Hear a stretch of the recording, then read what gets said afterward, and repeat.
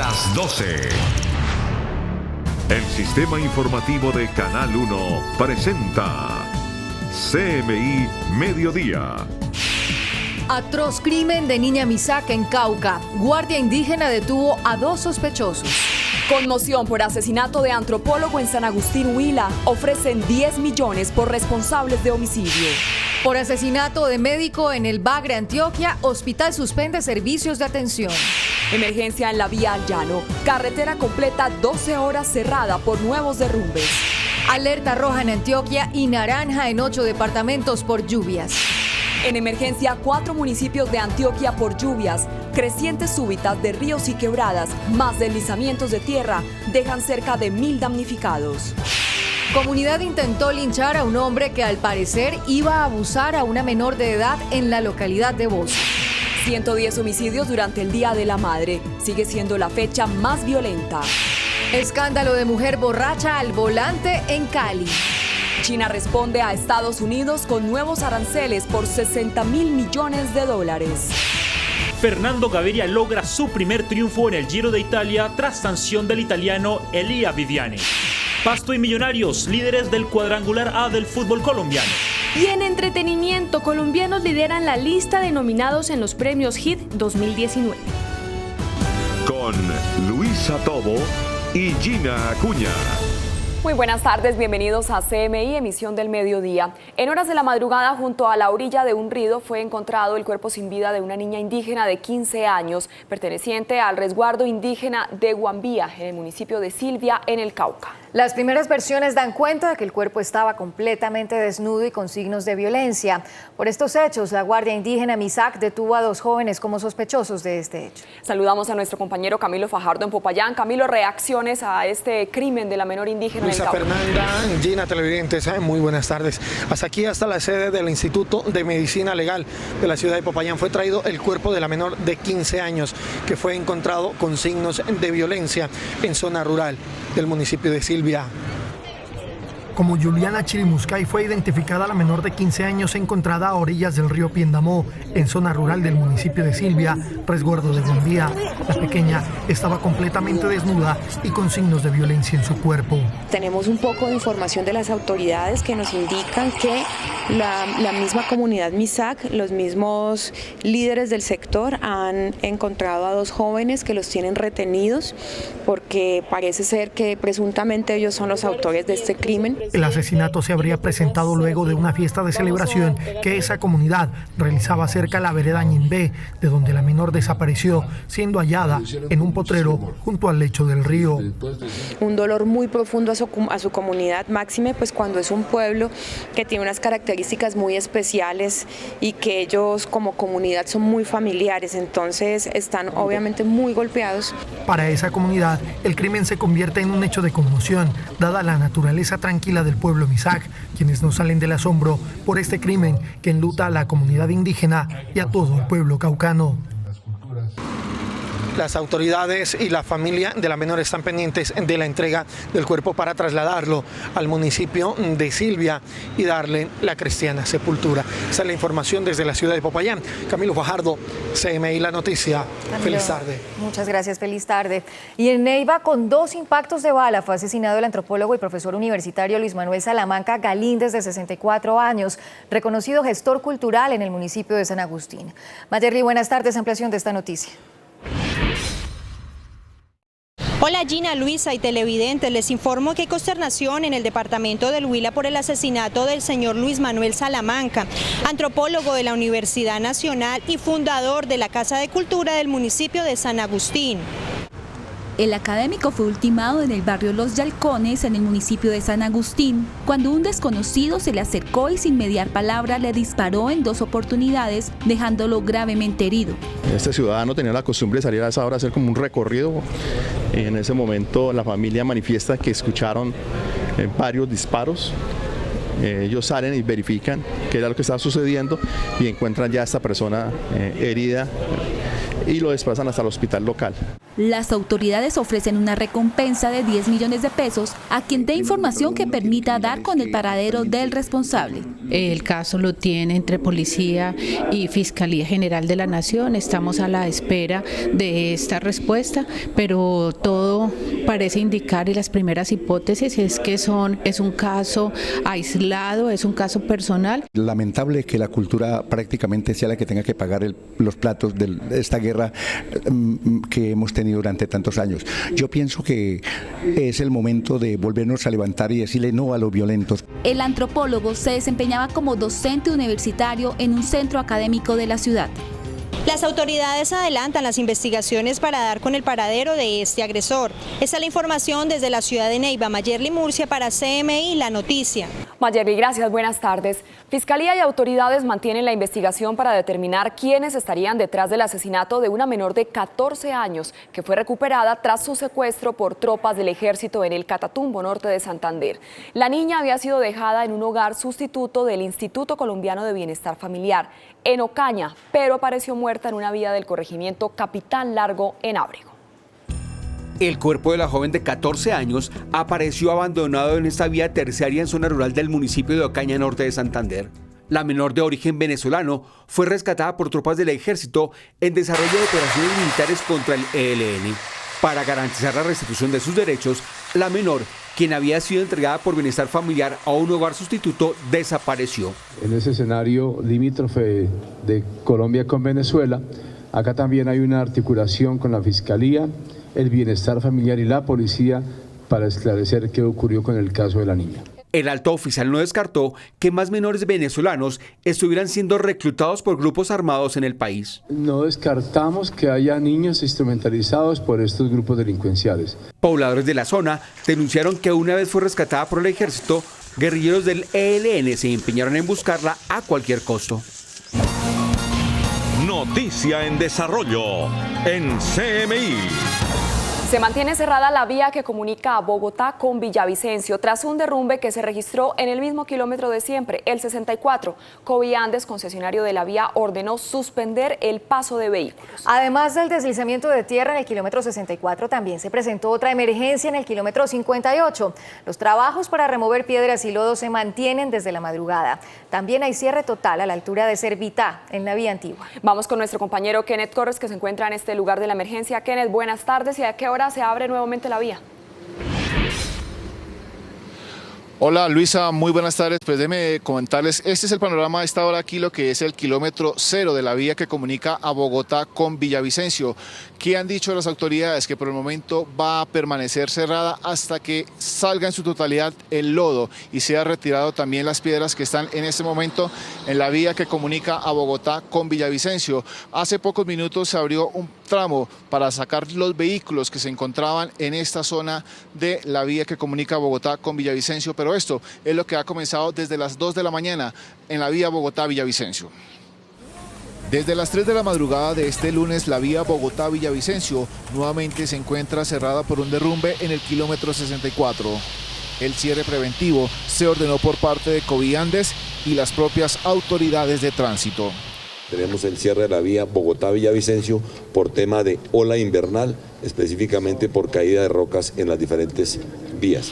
Las lluvias han sido persistentes en todo el corredor de la principal vía de comunicación entre Villavicencio y Bogotá, especialmente entre Guayabetal y la capital del Meta, lo que provocó que la concesionaria Coviandes y la Policía de Carreteras dispusieran los cierres de los kilómetros 35, 54, el peaje de Pipiral y el túnel de Buenavista, una vez ocurrieron los deslizamientos. Varios equipos de la concesión trabajan en la zona para remover el material que está sobre la vía, aunque advirtieron que las fuertes lluvias dificultan la ejecución de los trabajos que ya completan más de 10 horas. Las autoridades confirmaron también que hay cierre total en la antigua vía a la altura de Servitá. Los vehículos que se encuentran aquí en este momento detenidos ya están desde las 2 y 3 de la mañana. Vamos a hablar precisamente pues con uno de los afectados, quien se encuentra aquí. Muy buenos días, muy buenas tardes. ¿Y desde qué hora estás aquí parqueado? Hermano, aquí estoy como desde las 10 de la mañana.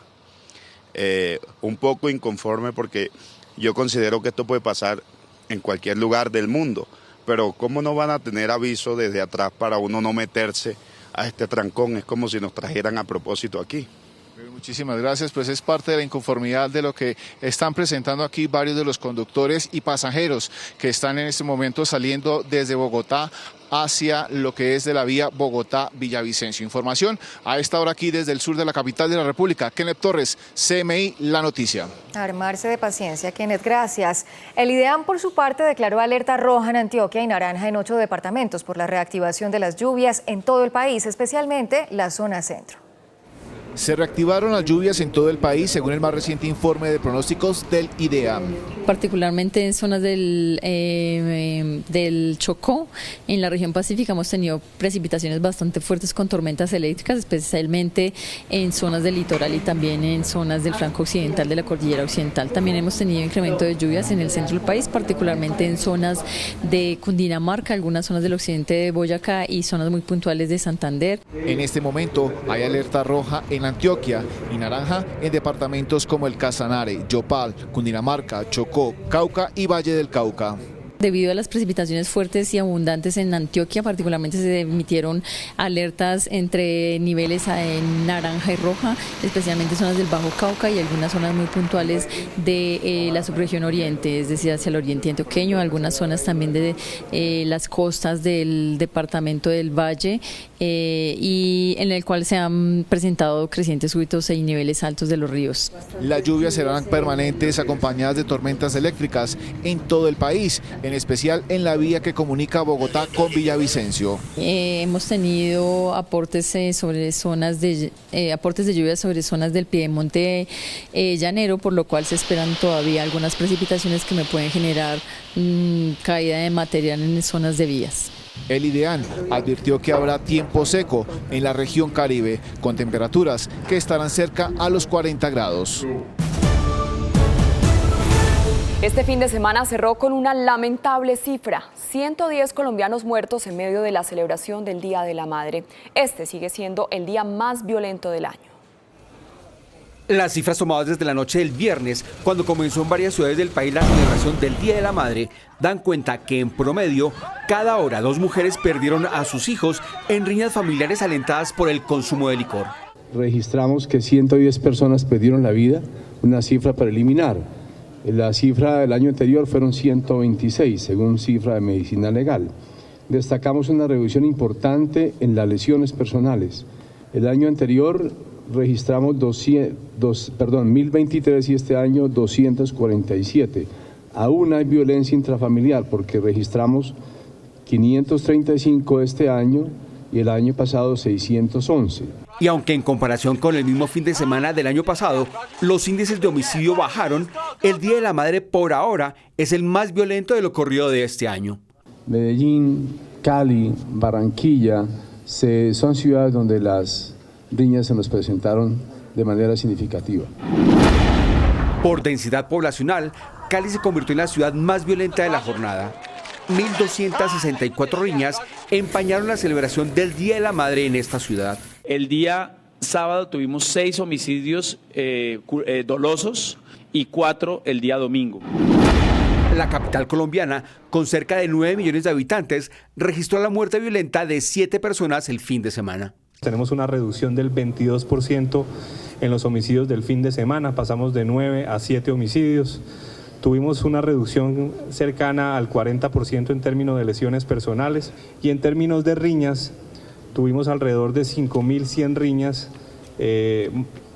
una reducción del 4%. Las autoridades también registraron una notable disminución en los índices de accidentalidad y mortalidad en las vías del país. Tuvimos una reducción fundamental de 72 muertes violentas en accidentes de tránsito el año anterior a 20 personas que fallecen. Durante el fin de semana, la línea de atención de emergencias 123 a nivel nacional recibió más de 205.000 llamadas, de las cuales 17.000 requirieron atención policial.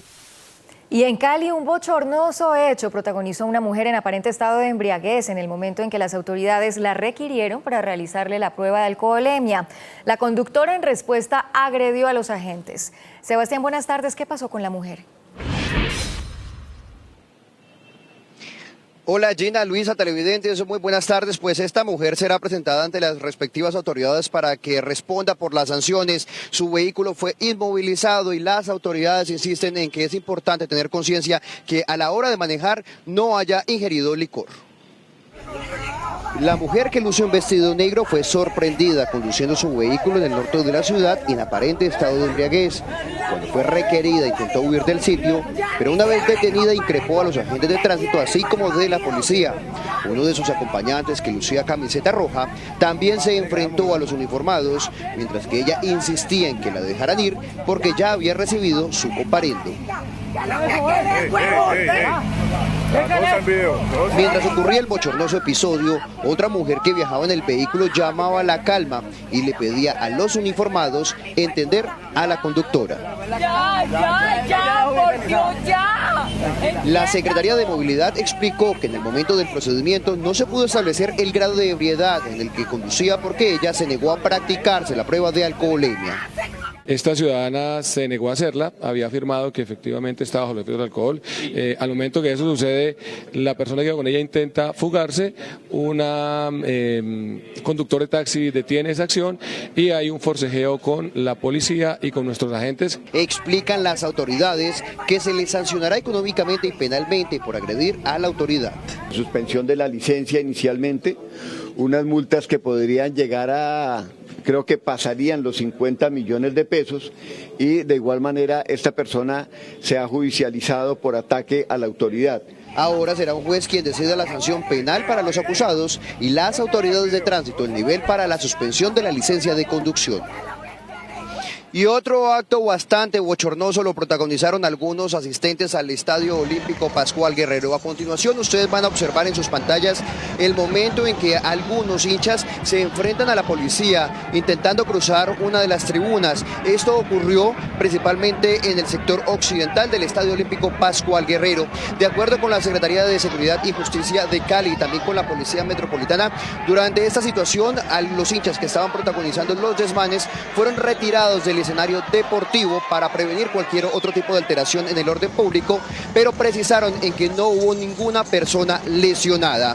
Y en otras noticias del suroccidente del país, estos dos sujetos fueron capturados en las últimas horas en el municipio de Tuluá, centro del departamento del Valle. Según la policía, eran dos peligrosos sicarios encargados de cometer todo tipo de delitos en esta zona de nuestro departamento. Esta es toda la información desde la capital del Valle. Sebastián Bedoya, CMI, la noticia.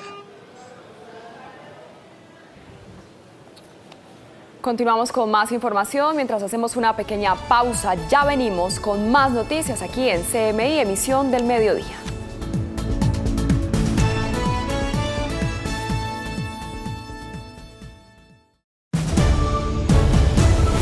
Continuamos en CMI, emisión del mediodía. Hay conmoción en Antioquia por el crimen de un joven médico en el municipio del Bagre. El hospital en donde hacía su año rural suspendió servicios de atención. Yusi, buenas tardes. ¿Qué detalles se conocen de este crimen? Hola Gina, buenas tardes. Nos encontramos en este momento en la Secretaría de Gobierno de Antioquia, justamente porque hace pocos minutos la Secretaría de Gobierno explicó algunas de las hipótesis que se tienen sobre este crimen, entre los que estaría descartado que se trate por el conflicto armado que hay en la zona por parte de bandas criminales y que estaría relacionado con algún paciente que perdió la vida y que al parecer además esta paciente tenía una relación sentimental con el médico. El médico Cristian Camilo Julio, de 24 años, salió de su turno en el Hospital Nuestra Señora del Carmen en el Bagre, Bajo Cauca antioqueño, donde hacía su año rural. Iba rumbo a Caucasia para encontrarse con su mamá a celebrar su día, pero no logró llegar, pues fue abordado por hombres armados que acabaron con su vida. Por unos individuos que sin mediar palabra impactaron su cuerpo con disparos de arma de fuego. En este momento las autoridades del municipio del Bagre se encuentran en un consejo de seguridad evaluando la situación. El médico era oriundo de Palmira Valle, becado y graduado con honores de la Universidad de Sinú. El crimen causó indignación entre habitantes y compañeros del hospital, quienes marcharon por las principales calles del municipio del Bagre para rechazar el homicidio. Y en las últimas horas también fue capturado alias Banano, quien es uno de los cabecillas de la banda criminal conocido como los Pacelli, que es la encargada de todo el terrorismo, los crímenes selectivos que se han presentado en los últimos días y la confrontación armada con Niquía Camacol y los Mesa.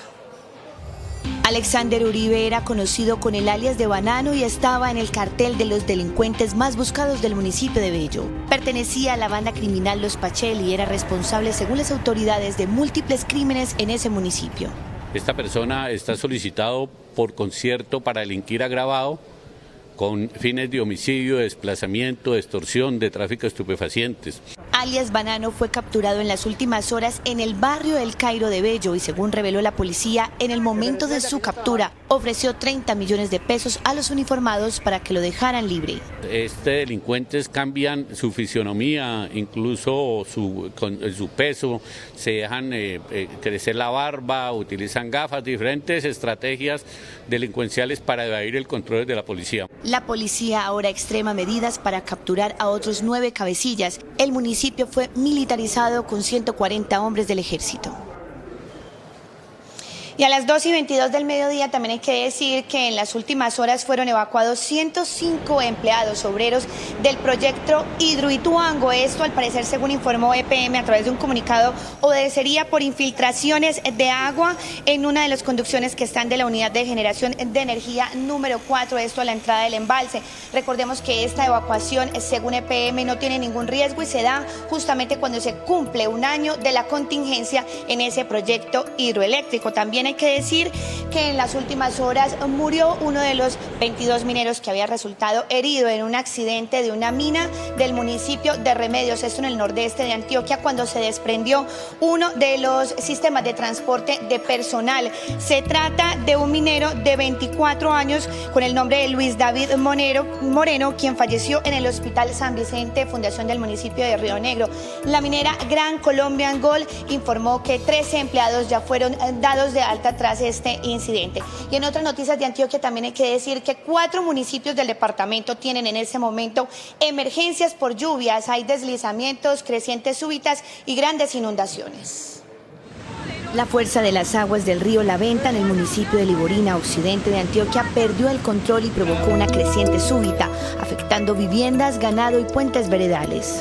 Donde dejó incomunicado a más de 700 personas del corregimiento El Carmen de La Venta, por la quebrada La Venta. Hubo una avenida torrencial, hasta el momento van 2 viviendas afectadas y en el transcurso del día nos estarán presentando el reporte de la evaluación de los daños, análisis y necesidades en la zona. Otra emergencia por lluvias viven a esta hora los habitantes del corregimiento de Llanadas en el municipio de Olaya por el desbordamiento de la quebrada La Trampa. Esto fue una acumulación de material vegetal y lodo, lo que ocasionó que con las lluvias durante toda la noche se presentara este evento de avenida torrencial. A esta hora también se encuentra con paso restringido la vía principal del municipio de Gómez Plata en el norte del departamento por hundimiento de la carretera que tiene afectaciones en un 65%, una socavación que desprendió gran parte del terreno.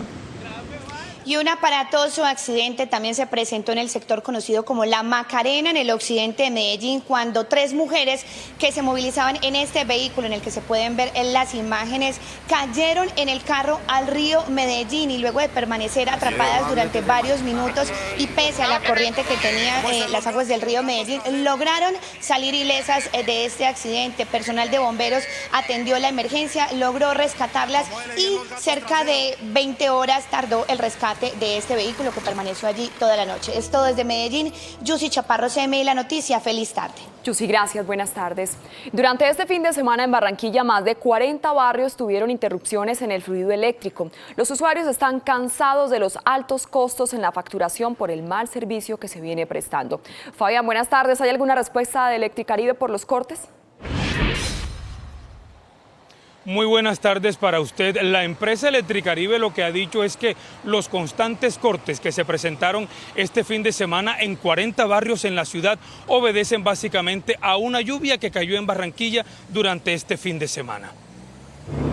Desde la noche del viernes y hasta la madrugada de hoy lunes, habitantes de al menos 40 barrios en Barranquilla reportaron algún tipo de irregularidad o fallas en la prestación del servicio eléctrico.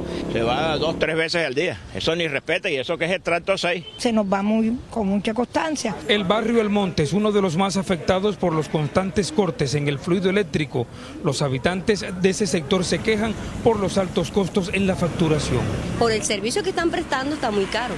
Porque si fuera que el servicio estuviera permanente, que no se fuera, bueno, uno no ve el costo ya. Según Electricaribe, la llovizna que cayó en la ciudad fue el motivo de la interrupción en el servicio eléctrico. Bajo esa condición de climatología no podemos laborar por condiciones de seguridad operativa, es lo que provoca un retraso en la atención de las interrupciones. Ante eso, la compañía adelantó todo un plan operativo de contingencia para atender en el menor tiempo posible las interrupciones. Durante la noche del viernes, del sábado y del domingo, habitantes de la zona comprendida por los barrios San José, Los Cocos, Trupillo, Sevillar, Chiquinquirá y Montes reportaron apagones que se extendieron hasta por 4 horas. En Los Olivos y La Manga no hubo fluido eléctrico el día de ayer durante todo el día. Y en las últimas horas se presentó un incendio en un centro comercial ubicado en el norte de Barranquilla, específicamente en la zona de juegos ubicado en el 4º piso. Hasta ahora las directivas de este centro comercial no han entregado el balance de las pérdidas económicas. El comandante del Cuerpo de Bomberos de Barranquilla, capitán Jaime Pérez, informó que este lunes se determinarán las causas del incendio que se registró la noche del domingo en el 4º piso del Buenavista 2. El incendio se presentó en un espacio de juegos para niños. A las 10:20, la hora de la conflagración, no había personal en el centro comercial. Para sofocar las llamas se hizo necesario la utilización de una máquina especial. Una máquina tipo ascensor que alcanza una altura de 60 metros. Con ellas pudimos trabajar a la base del fuego que estaba concentrado en la azotea. Durante la mañana de este lunes, el Cuerpo de Bomberos de la ciudad y el personal de prevención y desastre de la alcaldía continúan al frente de la emergencia. Aún no han podido determinar las causas de la conflagración. Se maneja la hipótesis de un recalentamiento en una de las máquinas o un posible cortocircuito en la zona de juegos. Acabamos de llegar de hacer una inspección ocular, pero la misma fuerza del fuego arrasa con cualquier evidencia que nos pueda concluir las posibles causas. Ninguna persona resultó lesionada por el incendio, ni tampoco durante las maniobras de sofoco. Y nuevamente los habitantes del barrio Las Nieves aquí en Barranquilla tomaron justicia por su propia mano, cansados de la inseguridad. En las últimas horas se frustró un robo a un grupo de personas que estaban en un restaurante compartiendo con su familia y celebrando el Día de las Madres. La comunidad enardecida le prendió fuego a la moto en donde iban a huir los presuntos asaltantes. Se hizo la presencia de la policía y fueron capturados y fueron llevados a la URI para su respectiva judicialización. De otro lado, le informo que en un 20% se presentaron una reducción en las riñas durante la celebración del Día de las Madres aquí en Barranquilla. Se presentaron 3 muertes, 2 en Barranquilla y 1 en Soledad, 1 por intolerancia y 2 por arma de fuego. Es la información que tengo para entregarles desde Barranquilla. Fabián Lesmes, CMI, La Noticia. Fabián, gracias, feliz tarde. Estos son los titulares de las noticias que hemos desarrollado hasta el momento en CMI, emisión del mediodía. Atroz crimen de niña Misaca en Cauca. Guardia indígena detuvo a 2 sospechosos. Conmoción por asesinato de antropólogo en San Agustín, Huila. Ofrecen 10 millones por responsables de homicidio. Por asesinato de médico en el Bagre, Antioquia, hospital suspende servicios de atención. Emergencia en la vía al llano. Carretera completa 12 horas cerrada por nuevos derrumbes. Alerta roja en Antioquia y naranja en 8 departamentos por lluvias. En emergencia, 4 municipios de Antioquia por lluvias. Crecientes súbitas de ríos y quebradas, más deslizamientos de tierra, dejan cerca de 1000 damnificados. Comunidad intentó linchar a un hombre que al parecer iba a abusar a una menor de edad en la localidad de Bosa. 110 homicidios durante el Día de la Madre. Sigue siendo la fecha más violenta. Escándalo de mujer borracha al volante en Cali. China responde a Estados Unidos con nuevos aranceles por $60.000 millones. Fernando Gaviria logra su primer triunfo en el Giro de Italia tras sanción del italiano Elia Viviani. Pasto y Millonarios, líderes del cuadrangular A del fútbol colombiano. Y en entretenimiento, colombianos lideran la lista de nominados en los premios HIT 2019. Y estos son los titulares de las noticias que desarrollaremos a continuación en CMI, emisión del mediodía. Magistrada Diana se presentó a la embajada americana por retiro de visa. Mezcladas en fino polvo de cobre, policía halló 2 toneladas de cocaína que van a ser despachadas a Bélgica. ¿Qué pasa con los homicidios en el país? Informe especial desde Medellín, Bucaramanga, Pereira y Valledupar. Sancionadas 3 entidades de salud por presunta negligencia médica que conllevó a la muerte del periodista Mauricio Orjuela. Tutelatón de trabajadores de Mediemás para que se levante orden de cierre contra EPS. Perdón público del ejército por falso positivo en Tunja. Denuncian despido masivo de trabajadores de Transcaribe. Suecia reabre caso contra Julian Assange por delito de violación. Legoland Windsor celebra la llegada de Archie Harrison, el bebé de los duques de Sussex. Continuamos en CMI, emisión del mediodía. 4 ciudades ocupan el primer lugar en homicidios en el país. Medellín es una de las que más registra homicidios. Desde el 1 de enero hasta la fecha van 57 casos. La disputa entre bandas armadas por el control del microtráfico es una de las principales causas. Informe especial de CMI, emisión del mediodía. 3 jóvenes desaparecidos, asesinados y enterrados en una fosa común de la Comuna 13 de Medellín. Realmente no he pensado de que ellos no van a regresar, yo sé que sí. O sea, sean vivos o muertos, pero que sé que los vamos a tener. Una mujer atacada en su propia casa frente a su mamá. Entonces ahí mismo ese tipo se tiró y buscaba al niño como un loco. ¿Dónde está el niño? ¿Dónde está el niño? Entonces ellas les decían, ¿cuál niño? Aquí no hay niño, ¿dónde está el niño que lo necesito? Ellas decían, no, el niño no está acá. Entonces contestó uno de ellos, dale también a esa Entonces te vas vos. Y la bala perdida que acabó con la vida del cantante Legarda. Son solo algunos de los 257 homicidios que estremecieron a la ciudad en lo que va corrido de este año. Víctimas inocentes del conflicto armado entre bandas, pero también delincuentes que se matan entre sí por disputas territoriales. Autoridades extreman operativos. Logramos igualmente la incautación de 5 armas de fuego que suman a las más de 40 armas que llevamos en el presente año, más de 500 capturas.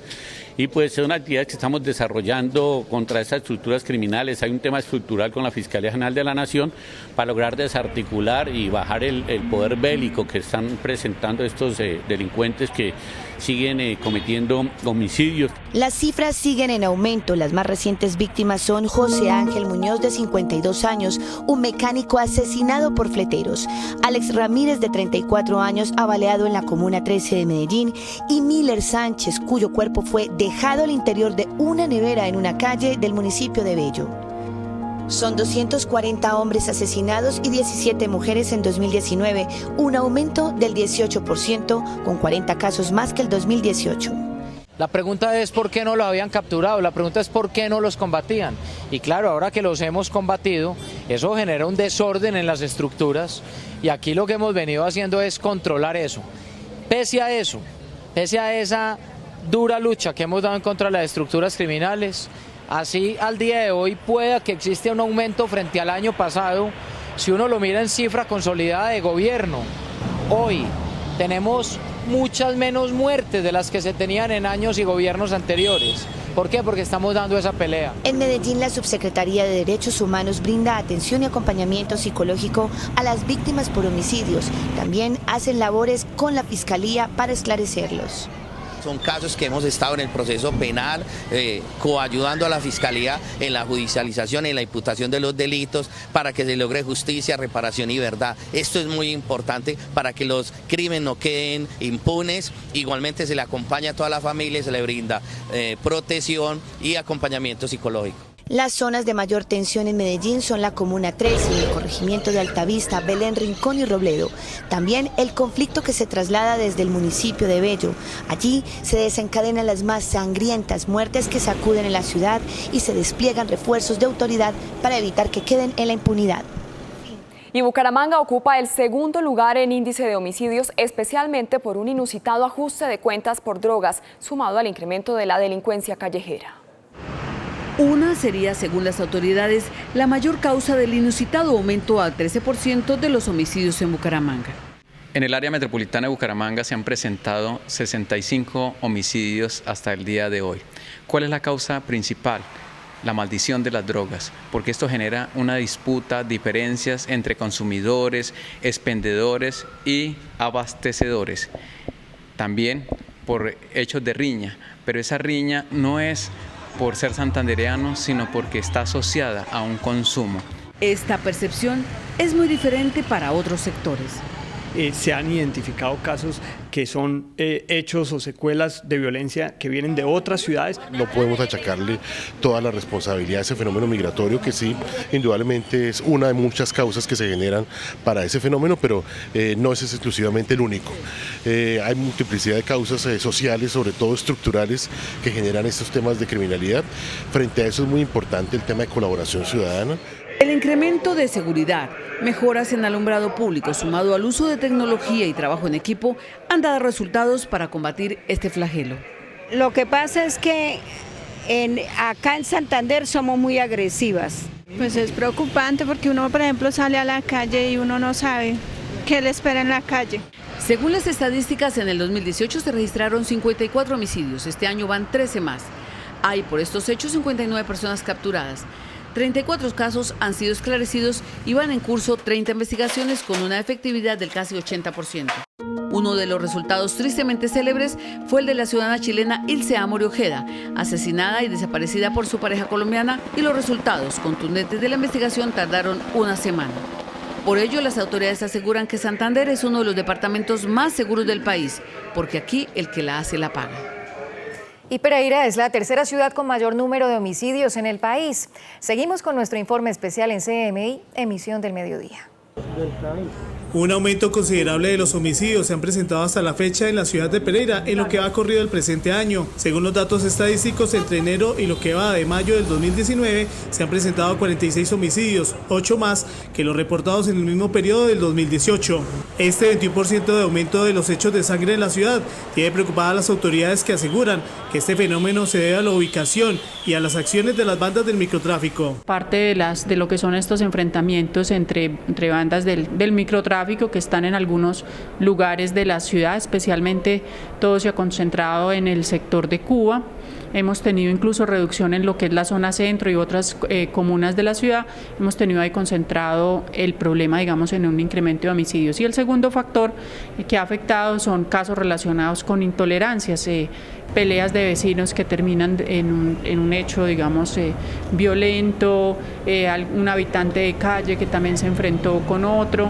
Estos hechos han originado que las autoridades busquen estrategias para mejorar las condiciones de seguridad. El seguimiento y la desarticulación de esas estructuras criminales, que es una prioridad que el alcalde le ha señalado al señor coronel, e igualmente también a la Fiscalía General de la Nación, para que trabajando en conjunto y coordinadamente, como se ha caracterizado en los últimos años, se puedan seguir dando golpes contundentes contra estas estructuras. Los asesinatos no solo se han presentado en la capital risaraldense, las autoridades también confirman un aumento del 6% en los homicidios en el área metropolitana de Pereira, Dos Quebradas y La Virginia. En el tema de Dos Quebradas también ha habido un incremento ostensible y ya en total pues llevamos ya 55, llevamos 3 asesinatos más por encima de la misma cifra del área metropolitana, juntando los 3 municipios. La llegada irregular de venezolanos a esta parte del país están terminando fortaleciendo las redes del microtráfico en el área metropolitana. Lo que hemos denunciado respecto de que muchos venezolanos, sin estar haciendo absolutamente nada y que están radicados en la zona o que inclusive no están regularizados, han avanzado directamente a tener relaciones con los pequeños grupos que se disputan el microtráfico en Pereira, Dos Quebradas y La Virginia, y han hecho alianzas. Inclusive hay ollas que eso ya son manejadas inclusive por el tema de domicilio, por el tema de los venezolanos. Inversiones en tecnología, fortalecimiento de las instituciones de seguridad, con el fin de que la policía y la fiscalía tengan los mecanismos para actuar y judicializar a los integrantes de estas organizaciones, son parte de las acciones del gobierno municipal. Y terminamos este informe especial en Valledupar. De enero a la fecha van 32 homicidios. Alarmados y con temor de salir a las calles están los habitantes de Valledupar. Esto por el incremento en casos de homicidios en esa ciudad. Una cifra que en lo que va de este año supera en casi un 7% a la del año anterior. Uno ve que aquí no capturan, aquí hay muchos asesinatos pero no pocas capturas. Aquí han asesinado hasta en el corazón de Valledupar, en la calle central que es de Unicentro, de Vallecentro. Sumado al miedo hay una sensación de inconformidad, pues los valdiparenses aseguran que la policía y las autoridades no están haciendo nada para cambiar esta situación. Lo que vivimos aquí en Valledupar es todos los días cómo amanecemos con un muerto encima. Entonces ya Valledupar vivimos intranquilos, vivimos en la inseguridad, vivimos, no sabemos si salimos de nuestro hogar y regresamos a nuestro hogar. O sea, vivimos ya sin percepción, ya vivimos que la inseguridad nos está ganando aquí en Valledupar. Según se indica por parte del Comando Operativo de la Policía en el departamento del Cesar, estas muertes serían producto de la intolerancia y no estarían relacionadas con otros delitos. Vemos que la mayoría de los delitos no tienen que ver por hurtar, que es un tema de seguridad ciudadana, que es lo que le interesa a la gente, el por qué están matando. Aquí podemos decir que el tema de los homicidios va más al tema de la intolerancia, en muchos casos o en un promedio del 30% ajuste de cuentas. La administración municipal destacó los trabajos que se hacen en materia social y que también son necesarios para reducir los homicidios. Estamos trabajando de la mano de la Policía Nacional y Fiscalía en unas estrategias rápidas y oportunas para contener este delito que está afectando la seguridad ciudadana de los vallenatos. Pese a todo ese trabajo, la situación parece no mejorar. En estos últimos días los homicidios parecen continuar incrementándose. En Valledupar por lo menos 4 personas fueron asesinadas en las últimas semanas. Voces de rechazo en el Cauca tras el asesinato de una niña indígena de 15 años perteneciente al resguardo indígena de Guambía en el municipio de Silvia, en el Cauca. Como Juliana Chirimuscay fue identificada la menor de 15 años encontrada a orillas del río Piendamó, en zona rural del municipio de Silvia, resguardo de Guambía. La pequeña estaba completamente desnuda y con signos de violencia en su cuerpo. Tenemos un poco de información de las autoridades que nos indican que la misma comunidad Misak, los mismos líderes del sector han encontrado a 2 jóvenes que los tienen retenidos porque parece ser que presuntamente ellos son los autores de este crimen. El asesinato se habría presentado luego de una fiesta de celebración que esa comunidad realizaba cerca a la vereda Ñimbé, de donde la menor desapareció, siendo hallada en un potrero junto al lecho del río. Un dolor muy profundo a su comunidad, máxime pues cuando es un pueblo que tiene unas características muy especiales y que ellos como comunidad son muy familiares, entonces están obviamente muy golpeados. Para esa comunidad, el crimen se convierte en un hecho de conmoción, dada la naturaleza tranquila del pueblo Misak, quienes no salen del asombro por este crimen que enluta a la comunidad indígena y a todo el pueblo caucano. Carlos Arturo Vaca, el conductor del furgón que cruzaba por el barrio La Estrada en el momento de la explosión del pasado viernes, que dejó 4 fallecidos y 30 heridos, asegura que está vivo de milagro. Le da gracias a Dios y se encuentra recuperándose. Natalia Dávila habló con él. Natalia, buenas tardes. ¿Qué más cuenta el conductor? Buenas tardes, Luisa y televidentes. Mire, pues en este momento nos encontramos justo en el barrio en donde vive el conductor del furgón, que justamente, como usted lo decía, cruzaba el pasado viernes por el barrio La Estrada, justo en el momento en que ocurrió esta explosión. Lo que él nos pudo decir es que le da gracias a Dios por cuidar su vida, pero que también le da gracias por ayudar a preservar la vida de los menores de edad que se encontraban en ese momento dentro del colegio público que se encuentra ubicado frente a la vivienda donde ocurrió este incidente. El camión que observan en el video, donde quedó registrada la explosión del pasado viernes en el barrio La Estrada, occidente de Bogotá, era conducido por Carlos Arturo Vaca, un hombre que lleva 1 año trabajando como distribuidor de pollos en la ciudad. Carlos, quien ese viernes pasó más temprano de lo habitual por el barrio La Estrada, relata los momentos de pánico que vivió después de recibir el impacto de la explosión. Y ya estaba como a 1 cuadrita de entregar otro pedido, ahí sobre la misma avenida Rojas. Cuando ya iba ahí en el frente de ese local, la verdad es que no sé ni en qué momento, porque de un momento a otro fue que sentí el impacto. El impacto por este lado y como si me arrollara algo, ¡tum! Pero entonces ya lo sentí no tanto hacia el carro, sino en la piel. Y yo, ya siento uno como si me diera vuelta las cosas, ya cuando se voltea el carro y reacciono, miro alrededor y no veía sino los pies de la gente. Y todo lleno de humo y olía a fósforo. Asegura que duró minutos atrapado en el vehículo. Me miré así, yo sentía el timón que me hacía presión y yo dije, ay, mis piernas, pero no, o sea, ahí mismo lo que reaccioné a moverlas y pues gracias a Dios pude salir, sacarlas yo mismo. María del Rosario Rivera, madre de Carlos, agradece que el camión haya servido como escudo y evitara que la onda explosiva llegara al colegio Néstor Forero Alcalá, ubicado frente a la vivienda afectada y donde a esa hora habían más de 200 niños en su interior. Pues yo le doy gracias a Dios porque mi hijo está vivo y me lo guardó y guardó la vida de muchos niños.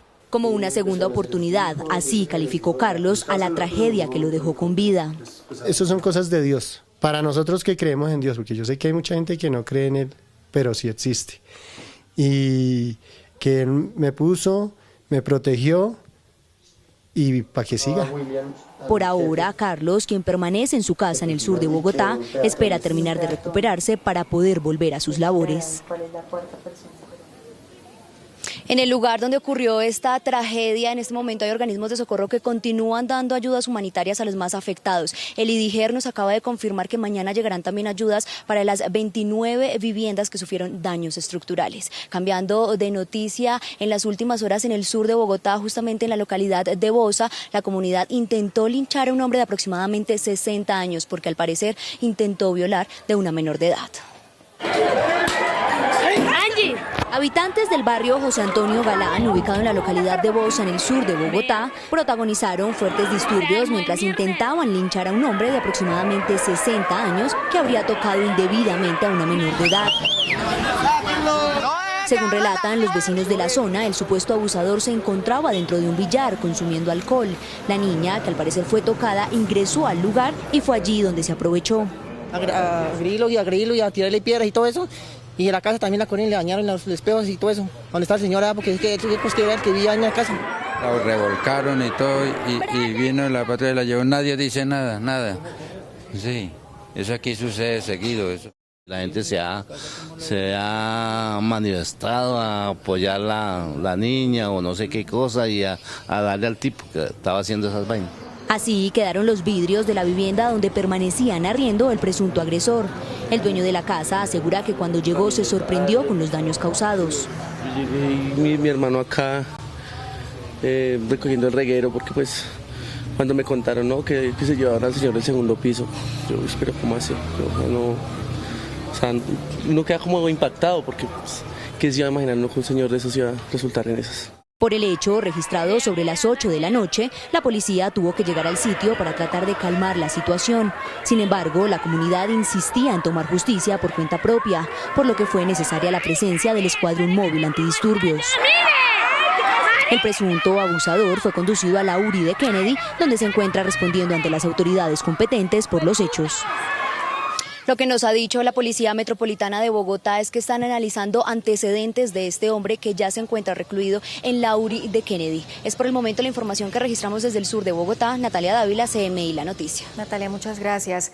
La Superintendencia Nacional de Salud sancionó por cerca de 3.000 millones de pesos a la EPS Medimás, a la Clínica General de la Cien y al Hospital de Engativá por la presunta negligencia médica en la atención del periodista Mauricio Orjuela, quien murió el 17 de agosto del año pasado. Dentro de las investigaciones que adelantó la Superintendencia Nacional de Salud por la muerte del periodista Mauricio Orjuela Bernal, sancionó a las 3 entidades de salud con una multa de 3.600 salarios mínimos, es decir, cerca de 3.000 millones de pesos, por la presunta negligencia en la atención médica. Para la Subred Integrada de Servicios de Salud Norte, la multa fue de un poco más de 331 millones de pesos. Se evidenció dentro del trámite procesal la falta de adherencia a las guías de manejo previamente adoptadas por la entidad y que contenía los protocolos de atención para los casos de dolor abdominal agudo. Para la Clínica General de la Cien, la sanción fue de 1.656 millones de pesos. Se pudo corroborar que se impusieron barreras de acceso a la prestación de los servicios de salud del señor Orjuela Bernal, concretamente en el servicio de gastroenterología, el cual no fue prestado. Por su parte, la EPS Medimás recibió una sanción cercana a los 994 millones de pesos. Incumplió con sus obligaciones propias del contrato de aseguramiento en salud, tales como la falta de vigilancia y control a su red de prestadores y tampoco representó al usuario frente a la IPS, lo que imposibilitó que al señor Orjuela Bernal se le prestaran los servicios de salud en términos de oportunidad, calidad y eficiencia. Las entidades sancionadas podrán hacer uso del recurso de reposición y de apelación ante la Superintendencia Nacional de Salud. Tutelatón de trabajadores de Medimás ante las altas cortes para solicitar que se revoque la decisión judicial que ordena el cierre de la EPS. La erradicación de las tutelas fue muy temprano en el Palacio de Justicia, ante el Consejo de Estado, la Corte Suprema de Justicia y la Corte Constitucional. Y se van a repartir en las cortes pues para que se den cuenta de que los trabajadores estamos bien inconformes y que estamos con esta necesidad. Son más de 40.000 trabajadores de Medimás los que se vieron afectados por la decisión del tribunal, en el que ordena la reubicación de 5 millones de usuarios de la EPS Medimás. La vamos a radicar en Consejo de Estado. La idea es revertir esa decisión que hace el gobierno y que hace la superintendencia, pues de perjudicar de esta manera a la empresa Medimás, y no solo, como decía Héctor, la empresa, sino el colectivo de trabajadores y el tema de los usuarios, que son los que realmente nos hemos perjudicado en este mismo proceso. Señalaron los trabajadores de Medimás que radicarán en los próximos días más de 4.000 tutelas, exigiendo el derecho al trabajo. Continuamos en esa tarea de lograr las 6.000 tutelas radicadas aquí en el Consejo de Estado para demostrarle al mismo Tribunal de Cundinamarca y al Gobierno Nacional que aquí no es un fallo que afecte simplemente a los usuarios, sino que está llevándose por encima el colectivo de los trabajadores. Más de 22.000 puestos se van a perder. Hace unos días, los trabajadores de Medimás también hicieron una concentración en el Ministerio de Salud. La policía antinarcóticos incautó más de 2 toneladas de cocaína que iban a ser enviadas a Europa. Los narcotraficantes pretendían enviar a Amberes, Bélgica, este contenedor con cerca de 6 toneladas de cobre en polvo. Una llamada alertó a la policía antinarcóticos y a las autoridades portuarias, que en Santa Marta ubicaron el cargamento y procedieron a inspeccionar la mercancía. Para burlar las inspecciones, la cocaína fue mezclada con el mineral para ingresarla al mercado europeo. A través de un proceso de colado, los expertos antinarcóticos separaron las partículas de cobre de la sustancia pulverulenta que, una vez sometida a las pruebas químicas, dio positivo para cocaína. El costo es cerca de 99 millones de dólares. A través de esta incautación se evitó que cerca de 6 millones de dosis personales estuvieran en las calles de Europa. En lo corrido del año, la policía ha incautado 75 toneladas de clorhidrato de cocaína y 17 toneladas de base de coca. Los destinos más frecuentes que emplea el narcotráfico continúan siendo Bélgica, Salvador, Guatemala, Holanda, México y Francia. Y sigue la polémica por la decisión de Estados Unidos de retirar visas a los magistrados de las altas cortes. Esta mañana una de las afectadas, Diana Fajardo, se presentó ante funcionarios consulares en la embajada americana. La cita de la magistrada de la Corte Constitucional, Diana Fajardo, estaba programada para las 10 de la mañana. Ella asistió sola a la embajada, donde iba a conversar con algunos funcionarios sobre las razones de la suspensión de su visa. En días pasados, la magistrada recibió un correo electrónico en el que fue notificada de la suspensión de su visado, hecho que causó preocupación porque ya se conocía que a su compañero, el magistrado Antonio José Lizarazo, también le habían suspendido su visa. Aunque a este último ya se la devolvieron, la magistrada Fajardo se presentó a la embajada justamente para conocer de primera mano lo que habría podido ocurrir con su caso en particular. El retiro de las visas a los magistrados de la Corte Constitucional y al presidente de la Sala Penal de la Corte Suprema de Justicia, Eider Patiño, tiene en alerta a los altos tribunales, pues para muchos de los abogados el tema de las visas corresponde a presiones indebidas por parte de Estados Unidos. En las últimas horas, la embajada de ese país en Colombia emitió un comunicado en el que negó cualquier tipo de presión, pero aclaró que el retiro del visado a una persona es un acto discrecional de cada gobierno. Se espera que después de conocer los detalles de la reunión de la magistrada Fajardo, la Corte Constitucional se pronuncia al respecto. Precisamente a propósito de la decisión de Estados Unidos de retirar visas a magistrados, hace minutos el canciller colombiano respondió que el gobierno es absolutamente respetuoso de la decisión. El gobierno nacional, en cabeza del presidente Iván Duque, es defensor de la independencia de poderes como principio fundamental de nuestra democracia y nuestro ordenamiento constitucional. De igual manera, valora y practica el principio de cooperación armónica entre los poderes públicos. Asimismo, respeta la soberanía de los estados en materia migratoria y su competencia para otorgar y retirar visas. En la estación Socorro de Transmilenio, ubicada en la Troncal Caracas, la mitad de los usuarios ingresa sin pagar. Esta es la más crítica de toda la ciudad. Por cuenta de la evasión, el sistema pierde 222.000 millones de pesos al año, lo que costó construir el Transmicable. Este comportamiento cada vez más recurrente está desangrando el sistema Transmilenio. Se calcula que 1 de cada 5 pasajeros en Hora Valle ingresa sin pagar. Es decir, al final del día 380.000 personas se cuelan en el sistema. El 15% de los viajeros de Transmilenio no paga el pasaje. La mayor parte de la gente se cuela en horas valle, es decir, en horas que van entre las 10 de la mañana y las 4 de la tarde. Esta conducta representa pérdidas semanales por 5.000 millones de pesos y las pérdidas por evasión anualmente superan los 220.000 millones de pesos. Lo mismo que nos costó construir Transmicable. La avenida Caracas es la troncal con más evasión, acumula el 41% de los colados y la estación más crítica es el Socorro, donde ingresa sin pagar la mitad de los usuarios. Los fines de semana las personas tienden a colarse más que entre semana y esto se debe precisamente a que no hay autoridad y no hay fiscalización. Transmilenio encontró que el fenómeno de la evasión se ha transformado en los últimos años. Ahora la mayoría de los colados ingresa saltándose los torniquetes. De 100 personas, 15 evaden, no pagan. 5 de ellas a través de las puertas. 10 de ellas a través de los torniquetes. El top 5 de las estaciones con más colados lo lidera Socorro con el 57%, seguida por Estación Las Nieves con el 40%, Estación Policarpa con el 39%, Estación Tercer Milenio con el 32% y cierra el top 5 Estación Carrera 30 con el 32%. Adecuar la infraestructura, poner BCAs, barreras de control de acceso, que nos ayuden a disminuir el número de colados como en el Transmicable que ya están funcionando, que son barreras de 1,80. De cada 160 personas que van en un bus articulado, por lo menos 24 son colados. Hacemos una pausa en CMI, emisión del mediodía, y al regresar espere. Amenaza por bomba en la Casa Rosada y sede del Congreso de Argentina. Ya volvemos.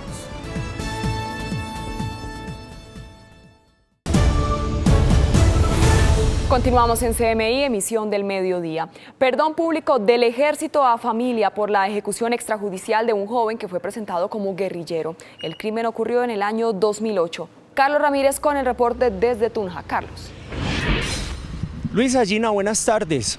Los familiares agradecen al Tribunal Administrativo de Boyacá, quien profirió la orden judicial para que de esta manera se limpiara el nombre del joven y de la familia. Sin embargo, aún están a la espera de alguna captura por este lamentable hecho. El acto de excusas públicas se llevó a cabo con la asistencia de familiares de la víctima Jorge Enrique Castro, colectivos de derechos humanos y medios de comunicación. Precisamente pidiendo unas excusas públicas a esta familia boyacense que tuvo desafortunadamente el asesinato de su hijo en el mes de julio del 2008 en el municipio de Chinavita, Boyacá.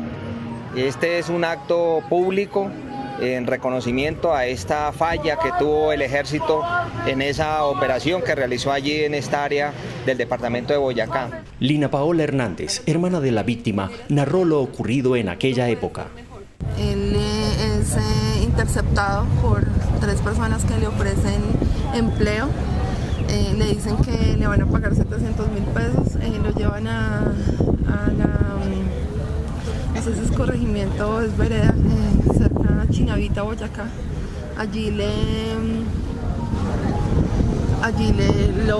dan hospedaje, lo bañan y le dicen que haga un recorrido en una motocicleta. Posteriormente, en horas de la tarde, le casan literalmente porque mi hermano tiene fracturas, tiene tiros de gracia y lo hacen pasar como un subversivo al margen de la ley. Para el director de la Fundación Comité de Solidaridad, el excomandante del Ejército Mario Montoya Uribe debería estar presente en estos actos. Uno de los principales promotores de este tipo de violaciones a los derechos humanos y al derecho internacional humanitario ha comparecido recientemente ante la JEP. El año pasado, a octubre, si no estoy mal, estuvo en la audiencia de sometimiento ante la Sala de Definición de Situaciones Jurídicas. Le estoy hablando del señor Mario Montoya Uribe. Él es uno de los primeros, si es que no es el primero, que debería estar ofreciendo disculpas. La investigación está a cargo de la Fiscalía General de la Nación, quien tiene identificados y vinculados al proceso a los militares que participaron en este asesinato. Como dato adicional, desde 1991 se registran en Boyacá 47 víctimas de ejecuciones extrajudiciales por parte de la fuerza pública y grupos al margen de la ley, muchos de estos casos sin resolver. Es todo por el momento. Desde Tunja, Carlos Ramírez, CMI, La Noticia. Carlos, muchas gracias. En otras noticias, hace minutos la magistrada Cristina Lombana Velázquez fue apartada del proceso que investiga al expresidente Álvaro Uribe por el caso de falsos testigos contra el senador Iván Cepeda. Nancy, buenas tardes. Detalles de esta decisión. Muy buenas tardes, pues la recusación contra la magistrada Lombana de la Corte Suprema fue presentada por el también senador Iván Cepeda, al considerar que ella debía apartarse de las investigaciones por ser miembro activo de las fuerzas militares. Este argumento fue acogido por la Sala de Instrucción de la Corte al concluir que su condición simultánea de miembro de la fuerza pública y funcionaria judicial riña con la preservación de las garantías de independencia e imparcialidad. Por tal motivo, ella, la magistrada Lombana, deberá apartarse de las investigaciones que se adelantan contra el senador Álvaro Uribe Vélez por una supuesta manipulación de testigos. Para Noticias de Mediodía, informó Nancy Torres. Nancy, muchas gracias, buenas tardes. Y trabajadores de Transcaribe denuncian despido masivo por exigir mejora de condiciones laborales. Tatiana, buenas tardes, ¿qué más dicen los trabajadores? Muy buenas tardes. A raíz de este despido injustificado, como lo han calificado los trabajadores de Transcaribe, ellos han pedido que sean reintegrados y además que mejoren sus condiciones laborales. Abuso laboral y malos tratos es lo que denuncian varios trabajadores de la empresa que presta el servicio de conductores al sistema de transporte masivo Transcaribe en Cartagena. Nosotros somos operadores de la ruta X105 que sale de la Ciudadela y la X101 que sale de el barrio Huellas de Uribe. Ahí no hay un sitio adecuado para la espera de ser despachado. No hay las mínimas condiciones sanitarias para que tanto el operador como los despachadores realicemos cualquier necesidad. No tenemos agua, no tenemos nada. En los últimos días, 14 conductores fueron despedidos por vincularse al sindicato de transportadores para hacer valer sus derechos. Cuando mandamos la notificación de los afiliados, la mandamos junto con el pliego de peticiones, llegó a las 10 de la mañana. Cuando quisieron ser las 3 de la tarde fue que empezó el despido masivo de todos los compañeros. Además señalan que la problemática viene desde el año 2017 y no se ha dado ninguna solución hasta el momento. Y Transcaribe no ha tomado una acción para evitar esta situación y ellos son los que están cargando con toda la problemática social del sistema. Los trabajadores piden que sean reintegrados y se les mejoren las condiciones laborales. Esos trabajadores también han informado que mañana realizarán una protesta que sale desde el sector La Bomba, El Amparo, hasta este sector La Castellana, con otros gremios de la ciudad para exigir sus condiciones laborales. Es toda la información por el momento, informó Tatiana Rodríguez para CMI La Noticia. Feliz tarde, Tatiana. Regresamos a la vía al llano que se mantiene cerrada tras los derrumbes en los kilómetros 64 y 58. Kenneth, buenas tardes nuevamente. ¿Qué dice Coviandes? ¿Se reabre la vía pronto? Hola Jenna, muy buenas tardes. Después de decirle que a esta hora están evaluando pues si se abre o no se abre la vía, dicen que aproximadamente en una hora se estaría definiendo esta situación, pero ya están un poco, ya son molestos, son los conductores quienes están aquí desde las 2 de la mañana. ¿Desde qué horas está usted aquí? ¿Qué les han dicho las autoridades? 4 de la mañana y aquí no nos dicen nada.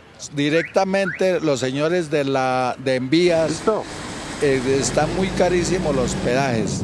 Una tractomula paga en el Boquerón paga 70.500, abajo en Naranjitos paga 58.800, Pipiral paga 85.100. Eso no justifica la señora concesión para tener una carretera tan pésima como está. Bueno, muchísimas gracias. ¿Cómo es su nombre y su apellido y qué les han dicho? Fabio Rojas. No nos han dicho a qué horas abren. Dicen que ahorita entre una hora, pero no nos han confirmado a qué horas abren, dan vía. ¿Usted qué llevaba para Villavicencio? Voy con un camión, voy cargado y qué, pero los peajes son muy caros aquí en esta concesión y no se justifica el cobro que nos hacen por cada viaje, no se está justificando en ese estado de la vía. Buenas tardes, ¿cuál es su nombre y su apellido? Alex Casallas. ¿Y qué les han dicho hasta el momento? ¿Se mantiene la vía cerrada? ¿Ya es continuo este problema? No, ya a uno le da miedo viajar a Bogotá, la verdad.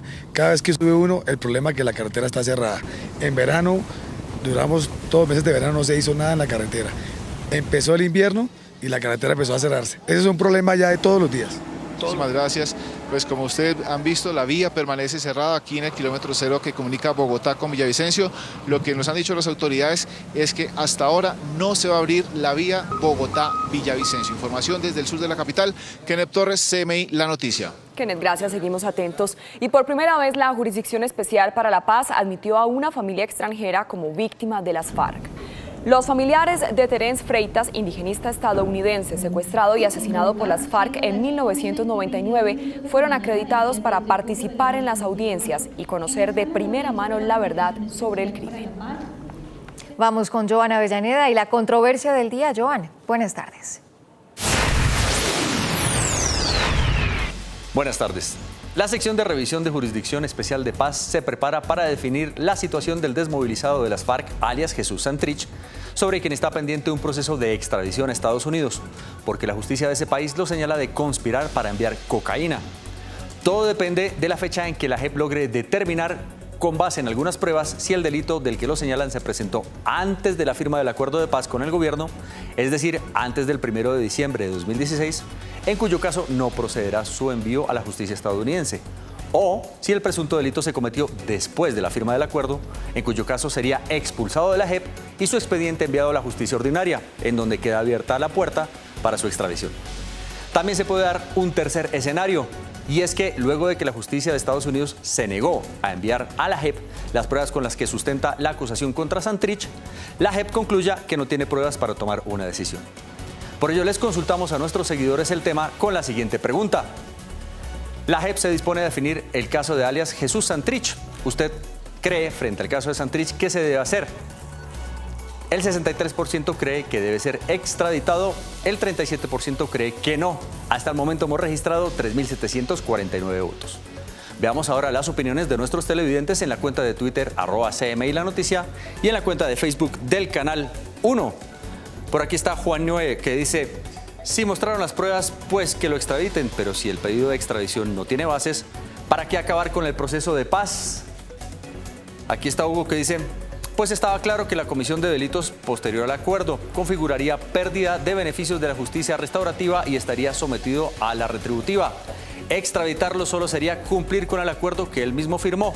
No veo cuál es el lío. Andrés nos dice: hagan caso, señores de la JEP Colombia. Y por último está Albi, que nos dice: si hay pruebas, que lo extraditen, y si no, pues ni modo. Sigan opinando y votando con el hashtag controversia del día en @CMI La Noticia y @Canal 1 Colombia. Mañana analizaremos un nuevo tema. Sigan con más información en CMI, emisión de mediodía.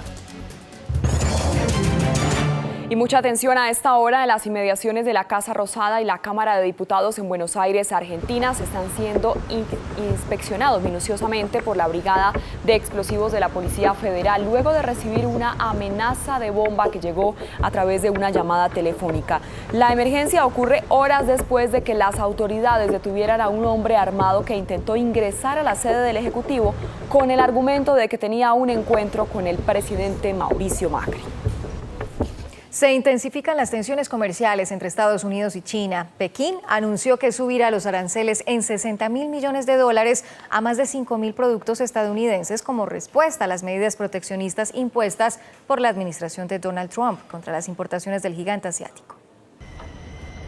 La guerra comercial abierta entre las dos principales potencias económicas mundiales se agudiza tras el incremento arancelario anunciado por China a más de 5.000 productos estadounidenses por un valor de $60.000 millones.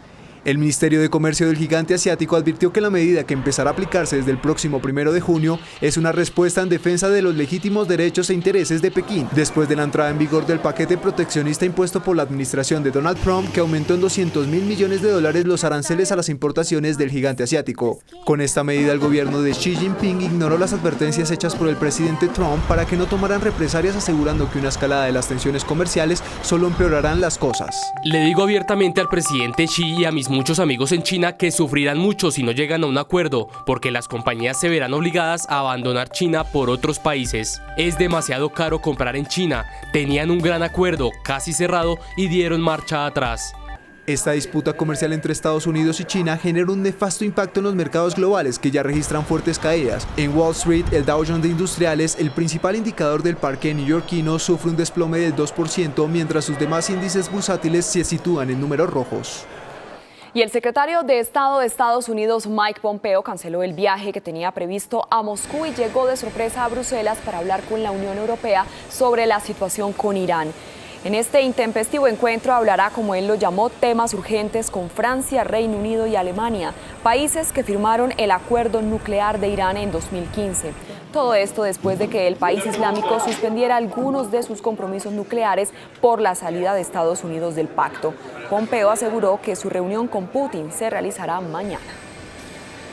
La Fiscalía General de Suecia anunció la reapertura de la investigación preliminar contra el fundador de Wikileaks, Julian Assange, por presuntos delitos de violación y acoso sexual. El caso fue archivado cuando Assange logró evitar ser extraditado a ese país tras refugiarse en la Embajada de Ecuador en Londres. Sin embargo, ahora, tras su salida de la sede diplomática, el ente investigador buscará realizar un nuevo interrogatorio en el que el australiano explique los presuntos delitos sexuales de los que se le acusa. Duro llamado de atención del secretario de las Naciones Unidas a los países que no tienen voluntad política para tomar medidas contra el cambio climático.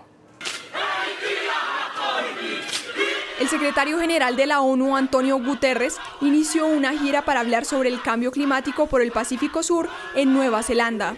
Allí advirtió que mientras la crisis por el cambio climático empeora, la voluntad política de los países parece desaparecer. Those that have today responsibilities in the world, especially governments, not showing enough political will. Al final de su intervención agregó que hay 3 pasos que marcarían una gran diferencia en esta lucha. Uno de ellos es la detención de construcción de nuevas plantas de carbón. The message from the Pacific to governments around the world is that indeed it's important to move taxes from salaries to carbon, to tax pollution and not people. El secretario de la ONU afirmó que los gobiernos están olvidando que los costos de la inanición son mucho más altos que cualquier costo de la lucha contra el cambio climático. Una ONG australiana anunció que los koalas están funcionalmente extintos. Esto significa que la población de esta especie se ha reducido considerablemente. En toda Australia hay menos de 80.000 koalas. La Fundación Koala de Australia advierte que el gobierno no ha hecho lo suficiente para proteger el hábitat de estos marsupiales. Un empresario argentino de 76 años, acusado por la justicia colombiana de financiar al grupo guerrillero Ejército de Liberación Nacional ELN, fue detenido en la localidad de Campana, en Buenos Aires. Se trata de Roberto Jorge Rigoni, formaba parte de la compañía multinacional ítalo-argentina de construcción SISIM y, según la investigación, fue financiador del bloque oriental del grupo armado ELN entre el 2011 y el 2015. La detención fue llevada a cabo por la Policía Federal Argentina, después de tareas de investigación realizadas con autoridades colombianas.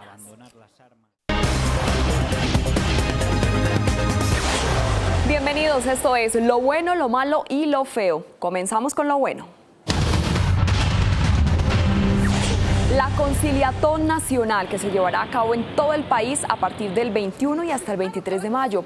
En esta jornada se espera que se puedan arreglar pleitos mayores y menores sin tener que llevarlos a procesos judiciales. En esta cuarta jornada, en la que se resolverán casos como la deuda de cuotas de administración, liquidación de sociedad conyugal, conflictos de convivencia entre vecinos, daño en bien ajeno, la custodia de hijos y regulación de visitas, entre otros. Los interesados pueden inscribir sus casos antes del 15 de mayo y luego serán llamados a la conciliación. El año pasado se lograron más de 29.000 acuerdos en esta jornada. Lo malo es el asesinato del antropólogo Luis Manuel Salamanca en el municipio de San Agustín, en el Huila. Según versiones de las autoridades, Salamanca habría recibido 2 disparos en la cabeza cuando se encontraba caminando cerca a su casa. Fue llevado de urgencia al hospital Arsenio Repiso Vanegas, donde falleció. Salamanca era conocido por su trabajo como gestor cultural en este municipio. Este hecho ha generado rechazo en medio de la comunidad y las autoridades ofrecen una recompensa de 10 millones de pesos para quien brinde información que permita capturar a los responsables. Y lo feo, la vía entre Villavicencio y Bogotá permanece cerrada luego de las fuertes lluvias que ocasionaron la caída de rocas y lodo en la vía. Según Coviandes, el operador de esta vía, los trabajos de remoción se llevan a cabo desde esta madrugada. Sin embargo, las labores se han complicado debido a que la lluvia no cesa en esta zona y ha sido imposible habilitar el paso vehicular. Además, informaron que también hay cierre total en la antigua vía al llano, en el sector de Servitá, por caída de material en la calzada. Hasta aquí lo bueno, lo malo y lo feo. Déjenos sus comentarios en nuestras redes sociales. Luisa, pues lo feo ya no es tan feo porque mucha atención, acaban de abrir el paso por la vía Bogotá-Villavicencio. Regresamos con Kenneth. Kenneth, detalles de esta noticia. Hola Gina, muy buenas tardes. Pues déjeme decirle que hace pocos minutos fue abierto nuevamente este corredor vial entre la vía Bogotá-Villavicencio. Son cerca de 1.500 vehículos que se encontraban represados en este punto de la salida de Bogotá-Villavicencio. Lo único que han dicho las autoridades es que continúa el cierre de la vía por caída de material a la altura de Servitá en la vía antigua entre Pipiral y La Grama. Pues esta es la información que tenemos a esta hora aquí desde el sur de Bogotá. Kenneth Torres, CMI, La Noticia. Kenneth, muchas gracias. Y nos despedimos con una noticia de última hora. Todas las cortes del país se reunirán mañana para analizar el tema del retiro de visas por parte del gobierno de los Estados Unidos y las presiones que pueden estar recibiendo los magistrados para fallar determinados temas polémicos como la extradición, las objeciones a la JEP y la fumigación con glifosato. Hasta aquí las noticias en CMI, emisión del mediodía. Muchas gracias por acompañarnos. Los dejamos con ¿Qué culpa tiene Fatmagul? Y a las 9 de la noche no se pierda la emisión central de CMI. Que tengan un feliz inicio de semana.